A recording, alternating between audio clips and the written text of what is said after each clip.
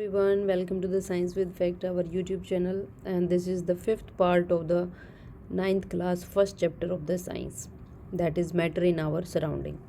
In previous video we have already talked about the effect of temperature on the states of matter. इसके बारे में हम बात कर चुके हैं कि जो टेम्परेचर का क्या इम्पैक्ट होता है जो डिफरेंट स्टेट्स ऑफ मैटर हमारे पास होती हैं, सॉलिड, लिक्विड एंड गैसेस, उनके ऊपर। हमने इसमें थोड़ा सा एक बार रिकैप ले लेते हैं। हमने इसमें आपको बताया था कि जो सॉलिड होता है, जब सॉलिड को हम हीट करते हैं, हीट मतलब टेम्परेचर का इम्पैक्ट आ जाता है इसके ऊपर। जब सॉलिड को हीट करते हैं तो किस में चेंज हो जाता है, वो लिक्विड में चेंज हो जाता है। अब लिक्विड को अगर आप हीट करते हो तो किसके अंदर चेंज होगा, गैस में होगा। जब सॉलिड को लिक्विड में टेम्परेचर की एप्लीकेशन से हीट करते हैं तो ये किस में चेंज हो रहा है, लिक्विड में। सो क्या बोलते हैं, simply name of process is melting process. When liquid is change into the gas by the application of the temperature then we call it boiling बोल देते हैं, या दूसरा नाम क्या होता है, इवापोरेशन बोल देते हैं। अब गैस के ऊपर भी फर्दर अगर टेम्परेचर को अप्लाई करते हैं, इसमें हम क्या करते हैं, उसको सब्लिमेशन प्रोसेस का नाम होता है, जिसकी वजह से गैस किस में चेंज हो जाती है, सॉलिड में चेंज हो जाती है। ठीक है, ये भी एक एप्लीकेशन ऑफ टेम्परेचर होती है। अच्छा, अगर हम ये एरो रिवर्स कर देते हैं, लिक्विड को हम सॉलिड में अगर कन्वर्ट कर रहे हैं, यानी कि हम क्या कर रहे हैं, लिक्विड का टेम्परेचर रिड्यूस कर रहे हैं। जब लिक्विड का टेम्परेचर रिड्यूस करते हैं तो उस प्रोसेस को क्या बोलते हैं, फ्रीजिंग बोलते हैं। ठीक है, और जब हम गैस को वापस से लिक्विड में कन्वर्ट करते हैं तो उसको क्या बोलेंगे, उसको हम बोलेंगे कंडेंसेशन। क्या बोलते हैं, कंडेंसेशन बोलते हैं। और ये जब हम गैस को डायरेक्टली सॉलिड में कन्वर्ट करना या सॉलिड को डायरेक्टली गैस में कन्वर्ट करना, ये दोनों ही प्रोसेस आपकी क्या होती हैं, सब्लिमेशन होती है। तो ये हमने पूरा का पूरा ना प्रीवियस वीडियो में हम इसको कर चुके हैं। आज हम नेक्स्ट टॉपिक करेंगे, that is the effect of pressure. Pressure का क्या इफेक्ट होता है, इफेक्ट ऑफ प्रेशर, जो स्टेट्स ऑफ मैटर होती हैं उनका प्रेशर किस तरीके से उनको इम्पैक्ट करता है। ठीक है, तो ये बहुत इंपॉर्टेंट टॉपिक है, हम यहाँ पे देखेंगे। ये है स्टेट्स ऑफ, ये आपका पेज नंबर 8 पर गिवन है, एनसीईआरटी की जो बुक है ये साइंस की, इसके अंदर गिवन है। तो प्रेशर का क्या इम्पैक्ट पड़ता है किसी भी स्टेट्स ऑफ मैटर पे। देखो, अगर सॉलिड है या लिक्विड है, फिजिकल स्टेट की हम बात करते हैं कि फिजिकल स्टेट को किस तरीके से जो प्रेशर है वो इम्पैक्ट करता है। देखो, मान लीजिए हमारे पास एक गैस हमने इस कंटेनर में ली है। अगर वो गैस है तो हम ये जानते हैं, यहाँ पे ना हम एक पिस्टन बना लेते हैं। पिस्टन जिस तरह से सीरन जो डॉक्टर इंजेक्शन लगाते हैं ना, आप उसका एग्जाम्पल भी लेके देख सकते हो। देखिए, इसके अंदर कोई गैस है, इसके पार्टिकल क्या होंगे, बिल्कुल दूर दूर होंगे। क्यों होंगे गैस के पार्टिकल दूर, क्योंकि इनके अंदर जो फोर्स ऑफ अट्रैक्शन होता है तीनों स्टेट्स ऑफ मैटर में, वो क्या होता है, मिनिमम होता है। जब इसके ऊपर हम प्रेशर को क्या करते हैं, अप्लाई करते हैं, यानी कि हाई प्रेशर को हम अप्लाई कर रहे हैं, जैसे जैसे प्रेशर इसके ऊपर बढ़ता जाता है तो अगली बार में अगली प्रोसेस क्या होगी, ये पिस्टन मान लीजिए यहाँ से यहाँ आ गया है, यहाँ पे, तो जो पार्टिकल्स ऑफ गैस होंगे वो क्या हो जाएंगे, बिल्कुल क्लोज आ जाएंगे। ठीक है, और भी अगर हम और भी प्रेशर अप्लाई कर देते हैं तो उस केस में क्या होगा, ये जो पार्टिकल्स होंगे ये क्या करेंगे, और भी क्लोज आ जाएंगे, यानी कि बिल्कुल ही पास हो जाएंगे। यानी कि यहाँ तक प्रेशर जब इसके ऊपर अप्लाई होता है तो ये बिल्कुल क्लोज आ जाते हैं, और बिल्कुल क्लोज किस स्टेट में आते हैं, ये आपकी लिक्विड स्टेट में आते हैं। ठीक है, लेकिन इसके साथ एक और एप्लीकेशन होती है, नॉट ओनली प्रेशर, हमें इसको कूल भी करना पड़ता है। ठीक है, प्रेशर तो हम यहाँ पे अप्लाई करेंगे ही, लेकिन यहाँ पे क्या करते हैं, साथ में कूल करते हैं। कूल क्यों करते हैं, देखो, जब प्रेशर इसके ऊपर अप्लाई किया जाता है तो जो पार्टिकल्स होते हैं, प्रेशर जब इसके ऊपर अप्लाई करते हैं तो दूर दूर होते हैं, लेकिन प्रेशर अप्लाई करने पर इसका टेम्परेचर क्या होता है, बढ़ जाता है। टेम्परेचर बढ़ जाता है तो इट मीन्स उसको कूल करना पड़ेगा to come at the normal state में लाने के लिए इसको। तो हम इस बहुत इंपॉर्टेंट फैक्टर है ये कि जैसे आप इसका प्रेशर इंक्रीज कर रहे हो तो साथ में इसकी कूलिंग भी करनी है। A liquid must be, A gas must be cooled, आपको कूल जरूर करनी है वो एक सर्टेन टेम्परेचर से बिफोर लिक्विफेक्शन। ठीक है, तो ये एक इम्पॉर्टेंट है। तो आप यहाँ पे देखेंगे कि प्रेशर किस तरीके से जो स्टेट ऑफ मैटर है उसको इम्पैक्ट करता है। तो हमने इसमें क्या देखा कि हम प्रेशर को तो इसमें हाई ले रहे हैं, हाई प्रेशर है, लेकिन टेम्परेचर कैसा है, टेम्परेचर इसमें हम क्या कर रहे हैं, लो कर रहे हैं। ठीक है, ये एग्जाम्पल क्या है इस चीज़ का, इसका एग्जाम्पल हम ले रहे हैं अमोनियम गैस। कौन सी गैस, अमोनियम गैस। ठीक है। अमोनिया गैस को जब हाई प्रेशर अप्लाई करके टेम्परेचर लो किया जाता है तो ये गैस लिक्विड में चेंज हो जाती है। This is the example of the effect of pressure on gases. Now अब इसका ना बेस्ट एग्जाम्पल लेते हैं जो हम डेली लाइफ में देखते हैं। देखो हमने सुना हुआ है कि जो सॉलिड CO2 होती है, CO2 कार्बन डाइऑक्साइड गैस, इसको हम दूसरी कॉमन लैंग्वेज में बोलते हैं ड्राई आइस। ठीक है, ये क्या होती है, इसके ऊपर जो इम्पैक्ट होता है वो उल्टा होता है। उल्टा का क्या मतलब है, पिछले एग्जाम्पल में हमने अमोनिया गैस के केस में हमने क्या लिया था, अमोनिया गैस में हमने लिया था कि हम प्रेशर को क्या करेंगे, इंक्रीज़ करेंगे, वाइल टेम्परेचर को रिड्यूस करेंगे। अब सॉलिड CO2 के केस में, सॉलिड CO2 इसके केस में क्या करेंगे, हम प्रेशर को तो हम क्या करेंगे, प्रेशर को हम रिड्यूस करेंगे लेकिन टेम्परेचर को इंक्रीज़ करेंगे। ये जो इम्पैक्ट होता है, देखो ये इफेक्ट नहीं होता कि भी प्रेशर को इंक्रीज ही करना है, नहीं, चेंज इन प्रेशर, मतलब प्रेशर आप इंक्रीज करें या डिक्रीज करें, वो क्या इम्पैक्ट करता है स्टेट्स ऑफ मैटर में, हम इसमें वो स्टडी कर रहे हैं। तो जो सॉलिड CO2 होती है, जो सॉलिड CO2 होती है वो किस में चेंज हो जाती है, डायरेक्ट गैस में कन्वर्ट हो जाती है। ठीक है, ओके। तो इसका यूज़ कहाँ पे करते हैं हम इसका यूज़ करते हैं डीप कूलिंग के अंदर। आपने देखा होगा कि जो आइस बेचने वाले होते हैं उनके पास जो कंटेनर होता है उसमें ये देखते हैं हम वाइट कलर का आइस होता है। उस आइस में और जो नॉर्मल आइस घरों में होता है उनमें क्या डिफरेंस होता है, जो ये वाला सॉलिड CO2 होती है, ये वाला इसका जो टेम्परेचर होता है, देखो इस पर ये बहुत ज़्यादा कूलिंग प्रोड्यूस करता है रादर देन नॉर्मल आइस। ठीक है, इसलिए हम इसको डीप कूलिंग में यूज़ करते हैं। और ये इतना ईजिली मेल्ट भी नहीं होता है, ये इतना इजीली मेल्ट भी नहीं होता। जो नॉर्मल आइस होती है वो तो क्या होता है, थोड़ा बहुत टेम्परेचर जैसे ही रूम टेम्परेचर पे आती है मेल्ट होना स्टार्ट कर देती है। लेकिन जो हमारी ड्राई CO2 होती है वो डीप फ्रीजिंग में यूज होती है। आइसक्रीम वगैरह रखते हैं या कोई और फूड होता है उसको ठंडा करने में यूज़ की जाती है वो। तो इस तरीके से क्या होता है, जो ड्राई आइस का जो पर्पज़ है वो क्या है, कूलिंग पर्पज़ है रादर देन ऑर्डिनरी आइस जो आइसक्रीम वगैरह को कूल करने के लिए किया जाता है। ठीक है, नेक्स्ट हमारा टॉपिक आता है इवापोरेशन का। ठीक है, क्या आता है, इवापोरेशन का। देखो इवापोरेशन क्या होता है, नॉर्मली इवापोरेशन का मतलब ही हमारा ये होता है कि जो लिक्विड स्टेट होती है, जो लिक्विड स्टेट होती है वो किस में चेंज हो जाती है, नाम से ही पता, देखो वेपर में चेंज हो रही है। लेकिन इसमें क्या खास बात है कि जो लिक्विड होता है वो वेपर में चेंज हो रहा है। लिक्विड जब वेपर में चेंज होता है लेकिन अपने बॉइलिंग पॉइंट से बिलो। ठीक है, हमने ये भी देखा था कि भाई जब हम किसी भी कंटेनर के अंदर इस तरीके से वाटर या कोई भी लिक्विड हीट करते हैं तो एक टाइम आ जाता है कि जो एक पर्टिकुलर टेम्परेचर पे क्या होता है, वो बॉईल करने लगता है। वाटर की बात करें तो 100 डिग्री सेल्सियस पे वाटर बॉईल करने लगता है, changes into the vapour state. लेकिन एक ऐसी भी प्रोसेस होती है कि बिफोर इट्स बॉइलिंग पॉइंट जो आपका लिक्विड होता है वो चेंज हो जाता है वेपर स्टेट में, below it's boiling point. That is the process of the evaporation. ये प्रोसेस हम डेली देखते हैं। जो लेक का वाटर होता है, सी का वाटर होता है, रिवर का वाटर होता है, वो क्या होता है, लगातार जो टेम्परेचर बढ़ता है, जैसे अब समर डेज़ हैं तो थोड़ा टेम्परेचर इंक्रीज होना शुरू हो गया है, तो जो लिक्विड है जो भी अवेलेबल है, पानी है, उसमें क्या हो जाएगा, सन रेज उनके ऊपर गिरती हैं, थोड़ा सा टेम्परेचर इंक्रीज होता है और वाटर क्या करता है, वेपर की फॉर्म में चेंज होना शुरू हो जाता है। तो ये नॉर्मल एग्जाम्पल है किसका, इवेपोरेशन का। ओके, तो ऐसा होता क्यों है, मतलब कैसे होता है, अभी बिना बॉइलिंग पॉइंट वो कैसे वेपर में कैसे चेंज हो जाते हैं। देखो जैसे कि हमने इस यहाँ पे बात कर रहे हैं, मान लीजिए आपके पास एक कंटेनर है, उसके अंदर एक लिक्विड आपने इसके अंदर भरा हुआ है। वाटर की हम बात कर लेते हैं, मोस्ट कॉमन जो लिक्विड हम यूज करते हैं। इसके अंदर कुछ पार्टिकल जो होते हैं लिक्विड के, उनके पास हमेशा जो काइनेटिक एनर्जी होती है वो दूसरे पार्टिकल से, कुछ पार्टिकल के पास ज़्यादा काइनेटिक एनर्जी होती है।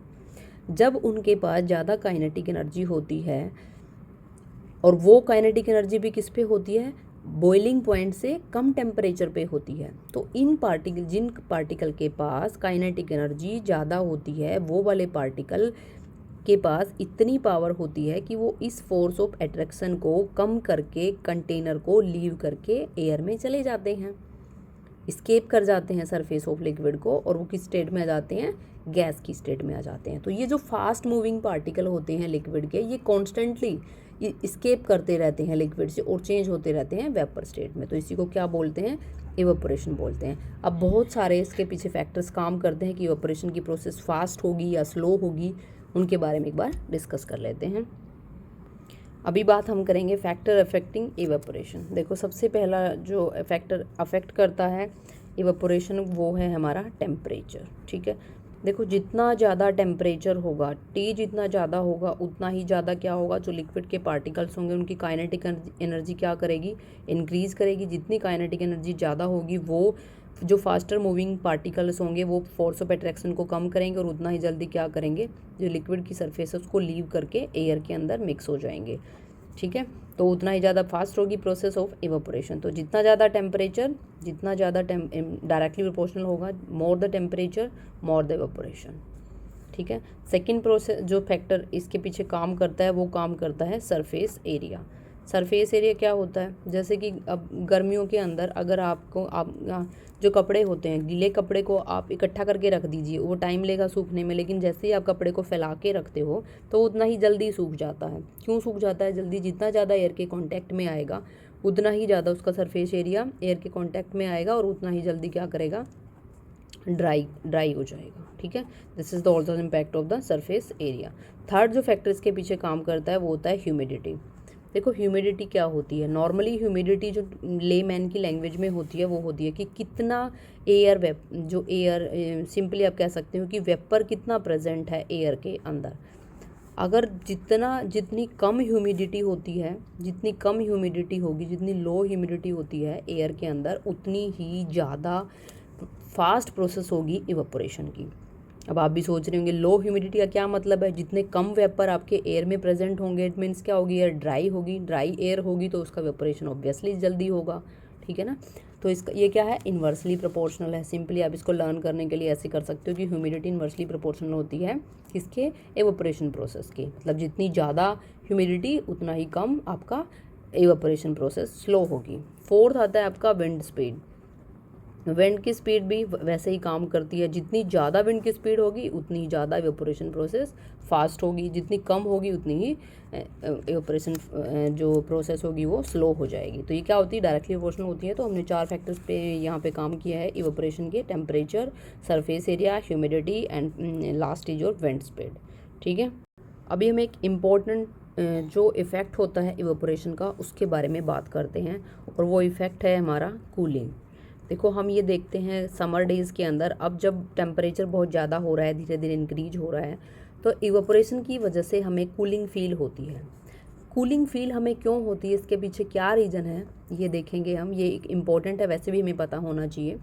जब लिक्विड इवेपोरेट होता है, जब लिक्विड इवेपोरेट होता है तो कैसे इवेपोरेट होगा, उसको कुछ ना कुछ तो हीट चाहिएगी ना। ऐसे तो नहीं है कि आप कुछ भी प्रोवाइड नहीं कर रहे हैं और वो अपने आप उसकी स्टेट चेंज हो रही है, नहीं।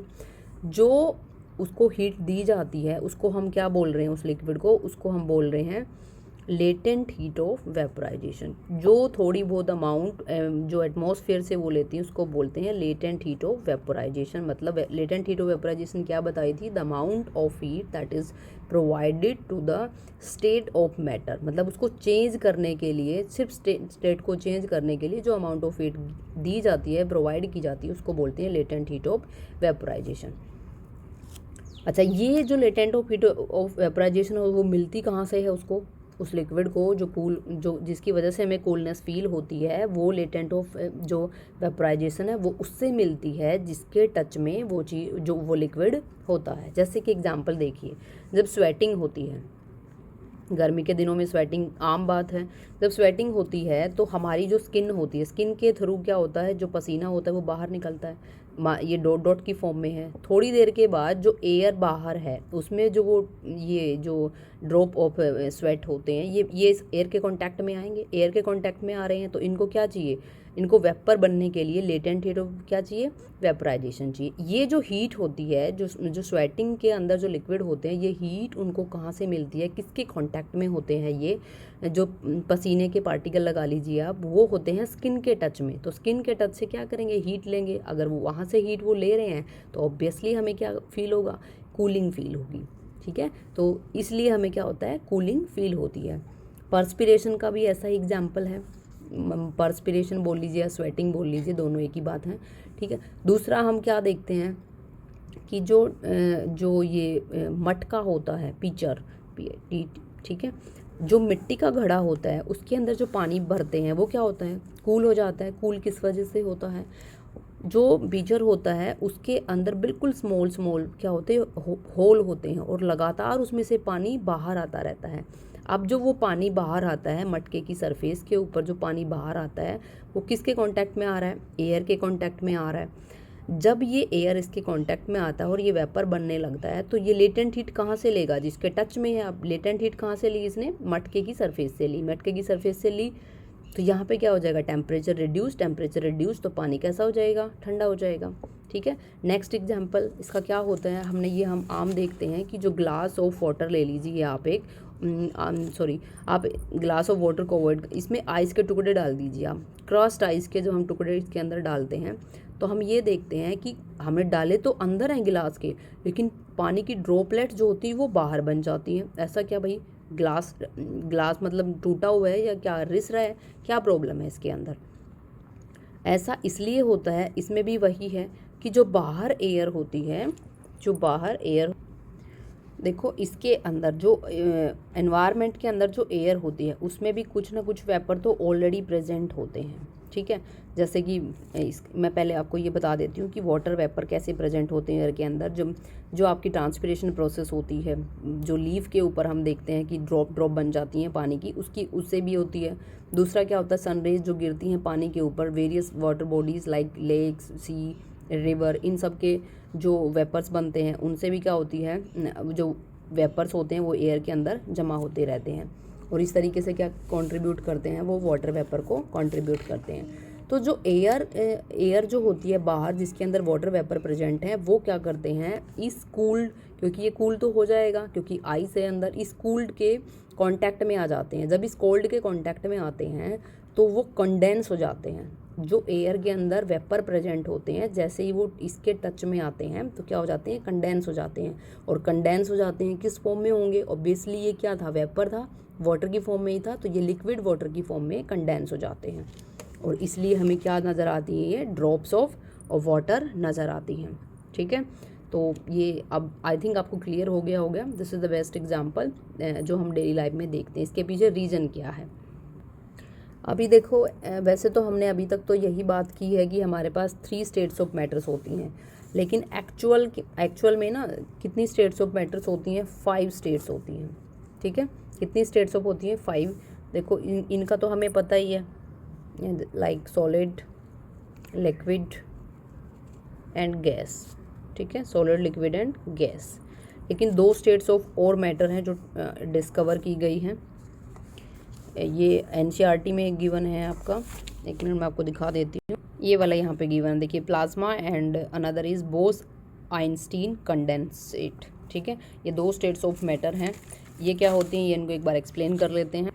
देखो, जो ये प्लाज्मा होता है इसको 4th states of matter consider किया गया है। ये जो है इसमें एक्चुअल में होता क्या है, देखो प्लाज्मा जो होता है वो मिक्सचर होता है, किसका मिक्सचर होता है, ये इलेक्ट्रॉन प्लस आयंस का मिक्सचर होता है। और ये जो प्लाज्मा की स्टेट है ये हमें किस में मिलती है, प्लाज्मा जो स्टेट है वो हमें सन मतलब स्टार्स में मिलती है। स्टार्स में क्यों मिलती है, क्योंकि जो स्टार्स होते हैं उनका जो टेम्परेचर होता है वो बहुत ज़्यादा होता है। बहुत ज़्यादा टेम्परेचर की वजह से जो स्टार्स के जो एटम होते हैं वो क्या हो जाते हैं, ब्रेक हो जाते हैं। और जैसे ही एटम ब्रेक होता है तो इलेक्ट्रॉन क्या करते हैं, रिलीज हो जाते हैं। और जो ये इलेक्ट्रॉन्स होते हैं ये क्या होते हैं, इलेक्ट्रिकली चार्ज पार्टिकल होते हैं, ठीक है। जो आपके इलेक्ट्रिकली चार्ज पार्टिकल होते हैं ये किस में चेंज हो जाते हैं, ये आपके आयंस में चेंज होते हैं। तो जो इलेक्ट्रॉन प्लस आयंस होते हैं ये क्या बनाते हैं, ये स्टेट बनाते हैं प्लाज्मा, ठीक है। तो ये एग्जाम्पल है प्लाज्मा का। दूसरा एग्जाम्पल जो यूज़ होती हैं घरों में, फ्लोरेसेंट ट्यूब जो यूज होती हैं, फ्लोरेसेंट ट्यूब जो होती हैं या बल्ब यूज होते हैं, इनके अंदर भी प्लाज्मा होता है। फ्लोरेसेंट ट्यूब या बल्ब जो यूज होते हैं उनके अंदर भी प्लाज्मा की स्टेट में होते हैं। उनके अंदर प्लाज्मा कैसे बनता है, देखो गैसेस भरी जाती हैं उनके अंदर, नियोन होती है, वो गैसेज जैसे ही इलेक्ट्रिसिटी पास होती है, वो गैस क्या करती है, जैसे ही तो वो टेम्परेचर इंक्रीज होगा, टेम्परेचर इंक्रीज होने से क्या होगा, वही एटम क्या करेगा, ब्रस्ट करेगा, मतलब ब्रेक हो जाएगा, इलेक्ट्रॉन बनेंगे, आयंस में चेंज हो जाता है, और वो इलेक्ट्रॉन प्लस आयन मिलके क्या बनाते हैं, प्लाज्मा बनाते हैं, और जिसकी वजह से ही क्या होता है, ग्लो, बल्ब या ट्यूब क्या करती है, ग्लो करती है।